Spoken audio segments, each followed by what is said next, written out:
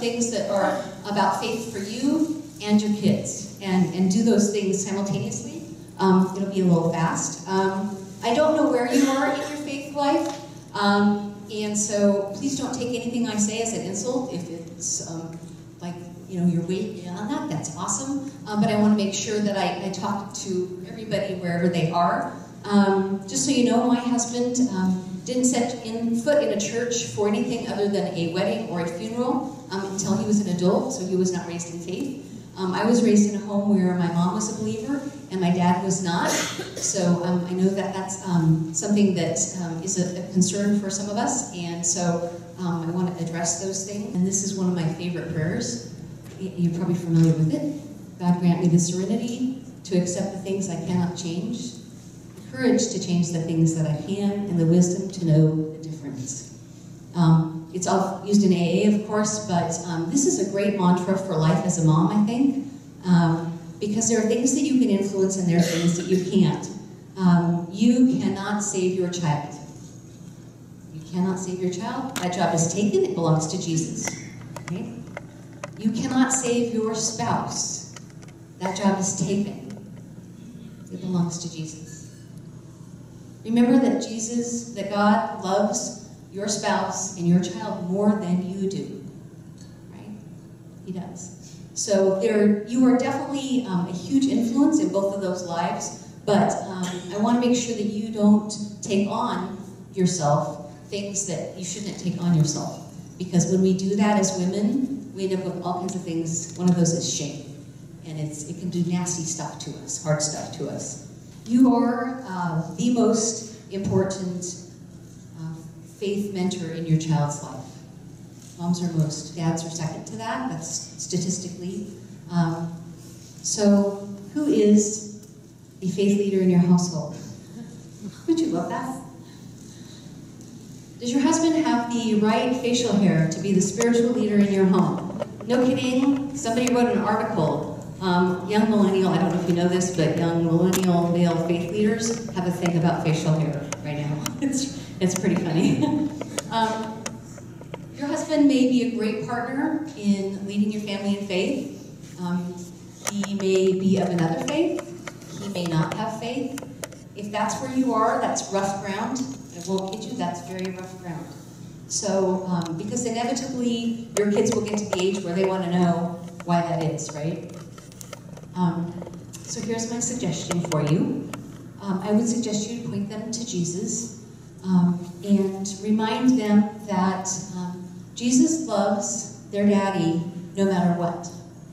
Jesus was most harsh with people in his time who wanted to judge who was in and who was out, right? He did not like that. The one who gets to judge, the only one who gets to judge is Jesus. Okay? And Jesus loves everyone.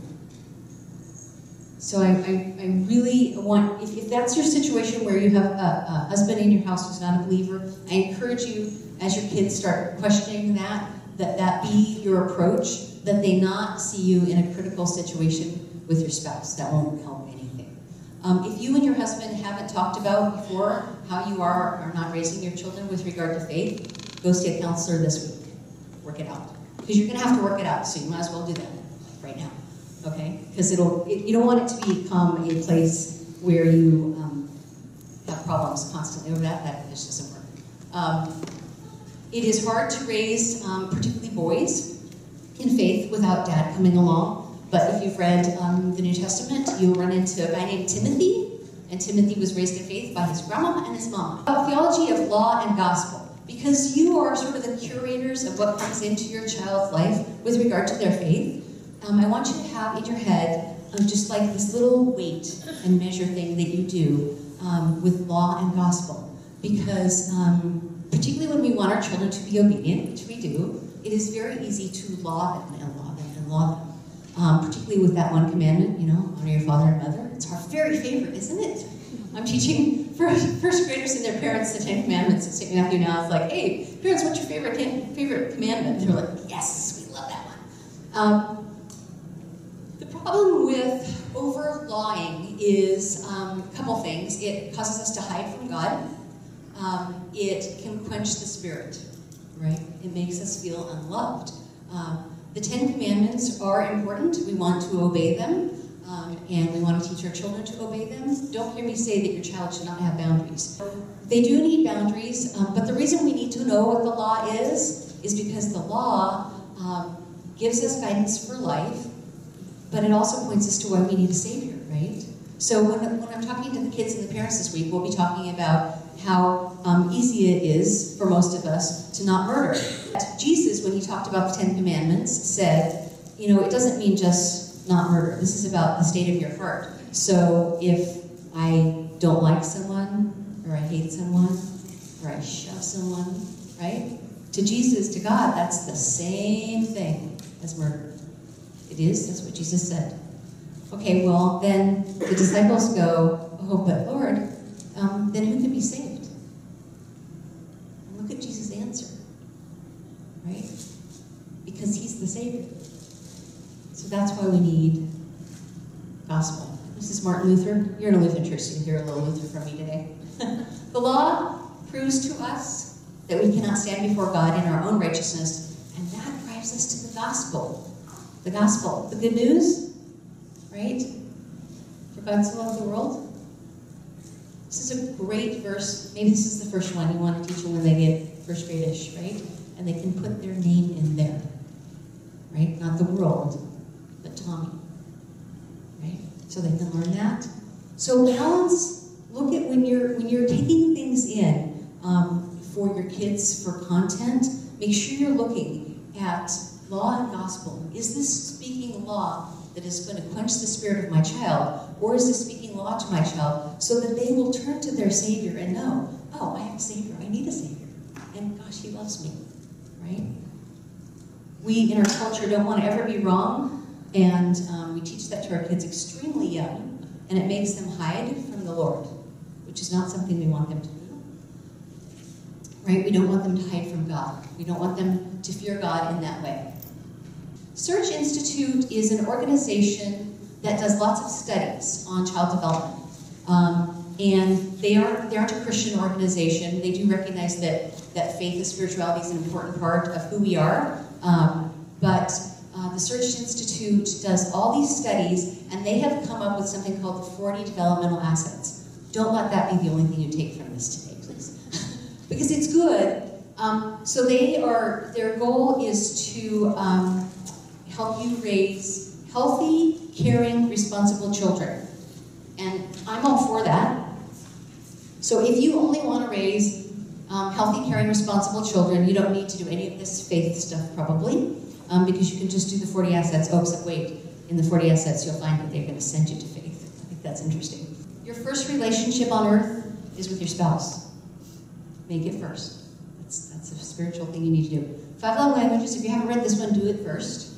And then you'll need to do children, and then very, very soon, before you even know it, you'll need to do teens. So these are the assets, and we're going to go through 12, and hopefully I can talk fast enough to get through 12. Okay, so 1, I regularly model Bible reading and study, and I put my family with devotional material connected to a life of faith. Yeah, you got to read the Bible. Sorry, if no one's actually told you you have to do that, I'm going to tell you, you have to do that, mommies. So you need a Bible. If you don't have one, buy yourself one, because you deserve to have one. Recommended for you. The NIV Study Bible. NIV is a really popular Bible, particularly if you're in a non-denominational evangelical church. You can see that. That's great. The NRSV is one I would recommend for you for study. There's other ones like, I love the Message. This is my Message. This is actually not a Bible translation, it's a paraphrase, but it's really fun to read. In fact, I was with the pastors and our worship planning staff, and we're going to use some things from the Message in worship in Lent, which is really fun. It's a contemporary, maybe a little more poetic, but you need a study Bible, so don't do all of your study with the paraphrase, because it's not the actual language, it's not a direct translation from Greek and Aramaic and Hebrew that it was originally written in, and when you study, you need that. So you need to study as the mommy, and that's really hard. Study maybe with your spouse. Study with a girlfriend. Study in a small group. You can study by yourself, but it's a lot more fun to do with someone else. And actually it helps you be responsible to each other for studying. Your kids need a Bible. They need probably more than one too. Okay, so I have lots of favorite Bibles for kiddos. This Early Reader's Bible is really fun because it has like little questions in it for talking. We'll talk about that. The Jesus Story Bible is very fun. We have lots of them here. Spark Story Bible is what our lower elementary kids use at St. Matthew. I love this one. This is written by Richard and Renee Stearns. That's my maiden name. He's the guy who's the president of World Vision. What's really cool about this Bible is in our culture of seeking justice, which is an awesome thing that has sort of become popular. You know, Jesus invented it, but it's great that it's popular. And there's a Bible story, and then there's a story about a child or someone somewhere else in the world. So it's a really, really cool one for kiddos. For littles, I love these. If your kids go to preschool here, they see this a lot. This is a pray and play Bible. It has a Bible story, and then it has songs and prayers and activities you can do, and these are really fun. All of them cost money, but less than soccer shoes, so it's okay. They cost money. As your kids get a little older, or maybe even now, you might want one of these. It's okay, you can buy it, even if you have a 4-year-old. You'll need it later. What the Bible is all about, because if you don't know, it's like this is for kids, but it talks about, like, sort of gives you the basics of what each book of the Bible is and who that person is in there and stuff. This is available on iTunes for iPad, and it's a Bible story, and it introduces them to Jesus, and it's interactive. If you have a zoomy child and who needs to be sometimes, this is awesome. This helps them. You still get to be interactive, but it's beautiful, loving. It's a beautiful Jesus-loving kind of thing. And then there's these people. What in the heck are they doing? Well, they're doing what Terry taught us. There is so much scripture in songs. Okay, so I don't know what kind of music you're into. I'm an old rocker chick, so you can find Christian music in any genre of music, and you need to learn to love it, mommy, so that that's what they're hearing. Okay, because I know you don't think they understand lyrics, but they do, and very soon. And so you can sing in the car, and that's a great way to get scripture into your kiddos. And your husband will look so cool in those shades. Second, I worship regularly with my child in my faith community and in my home. If you're at St. Matthew, you probably are so sick of hearing me say that. One of my favorite writers for children's ministry is Dr. Michelle Anthony, and when she talks about this, she says, you can't give away what you don't have. So you need to be in worship, right? And let's talk about what worship is, because I think, honestly, a lot of my life I didn't really realize what worship is. Worship is not where you go in and listen to pretty music and learn something from the pastor. That's actually not what worship is for. Worship is where you go and you gather with the faith community and you all focus on God and how awesome He is, and you think about Him and you sing to Him and you give to Him. You are aware that He is present. I pray with and for my child daily. I'd like you to read with them daily, but I didn't want to freak you out, so I didn't put them on there. But kids love prayer, and I think there's something about this that they get very early. Pray for your spouse, right? Let your children hear you do that, especially if they're not believers. This is more than table grace and forced bedtime prayer. In fact, I'm going to recommend to you, don't do forced bedtime prayer. So here's my recommendation. Again, model. So I would like you to model prayer more than you ask them to pray for you. So your children should hear you pray more than you hear their prayer. It's fine. I'd love for them to pray at bedtime, but very, very early, your child will go, I'm not performing that for you. Right? They will do that. They will start pushing back against you. So let them hear you. Let them hear you pray. And so praying is like breathing. We can do it everywhere, anywhere. So it just needs to be one of those communion with God things that you start really getting into. So there's so many great ways to prayer. This is my yoga. This is my yoga guy. He's a Catholic priest. It's here somewhere. He's a Catholic priest and he does yoga with this great chanting music, and it's very cool.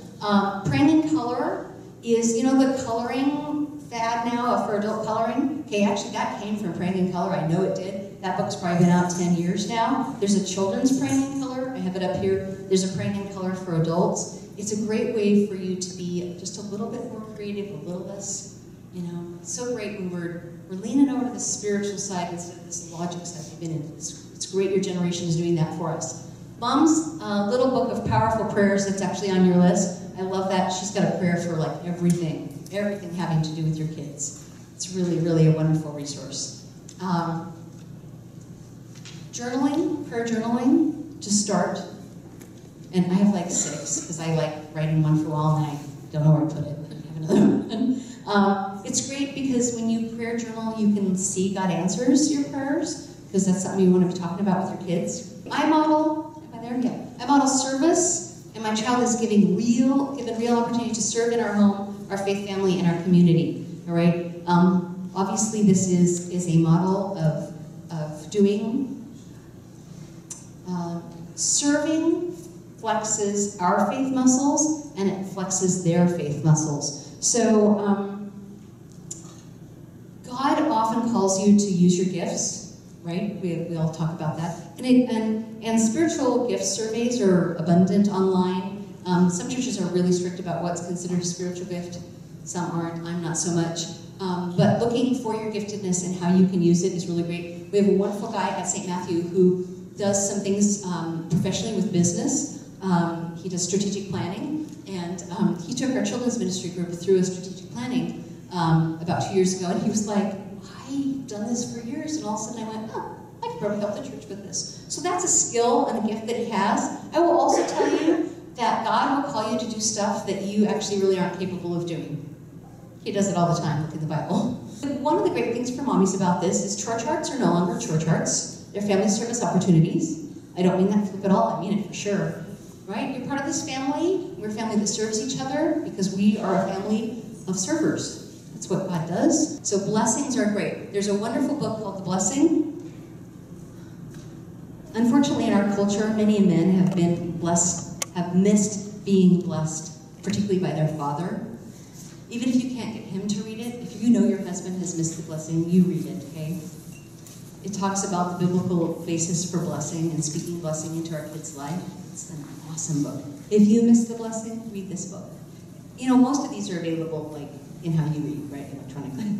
Most of these books. It's a great, great book. The Call actually is a great book by Os Guinness, and honestly, it's a great devotional book for you, and also has to do with calling, God's calling on your life. So it really belongs back on the service page. Ritual and traditions. I use the simple rhythms of life and engage in the rituals and traditions of Christian faith in my faith community and at home. Rituals and traditions are so, so important. Baptism, obviously, we have the sacraments, communion, but also, isn't bath time a ritual and tradition? It's a great way to remember your baptism, to remember that God washes away our sins. It's a great time for confession and forgiveness in your household. There are so many rituals and traditions that should be part of our faith life. Milestones. Positive touch. Okay, so this is, you'll recognize this if you know the 5 love languages. I engage in positive nurturing touch with my child. That's why I want you to touch them when you bless them, right? Hopefully a lot of touch with your child is positive and a lot that they have, but they are going to grow and you're going to be tempted. Particularly dads with daughters sometimes are tempted when their daughters get to a certain age to not touch them. Jesus is a great example for that. Think of how many times Jesus chose to touch someone. He didn't have to. Like, he could heal for, like, down the block. We know that, right? But so many times, you know, he touches the blind man's eye. He touches the leper, because the leper probably was never touched. So his healing wasn't just physical when he did that. He was healing that man spiritually, because he touched him. Right? Caring conversations. I engage my child in conversation to hear his or her heart. Carrying conversation is not Bible quizzes, right? So caring conversations are, we have this little resource called Faith Talk Cards. The great thing about them, especially as your kids get older, is they have no right answers. There are no wrong answers. It's just sharing. Shared meal times, you'll find that in the 40 assets, of course. It's a great way to make time for lots of other things, right? You know, as soon as they can. So, mommies, it is not totally your responsibility to do all of this all the time, right? It is when they're tiny. But as soon as they can, go put napkins on the table. Have them put the napkins on the table as soon as they can. Give them little jobs, right? Because then they own part of what this is. Relationships. I model friendship and mentoring relationships. Just give your mentoring moms a big hand. Yay! So important. I connect my children to healthy, trusting relationships. If you, again, are a mom in a household where your husband is not a believer, this is really great to connect that little guy to somebody. If you have extended family, obviously that's great, who have male believers, but find a man in your church. Say, would you mentor my son? They will. Gifts and giving. I give my child appropriate gifts and model stewardship by giving back to God. Stewardship is something you want them to learn young, and that's part of also of that serving thing. So serving is something they do as stewards. I engage in and lead my child into creative spiritual experience. Actually, I added this one because our kids are city kids. And again, remember I said kids are, studies are showing us that kids are spiritual very, very young, but we live in this very logical, structured culture. So I'm going to recommend to you that you get your kids outside. Mommies, we have lots of anxiety that we're going to mess up. God is with you. Spend time with Him. He will show you ways. Take time to attend to your own spirituality so you can share that with your kids. You are enough. Just as you are. You are worth it. And what you grow in you, you will pass on to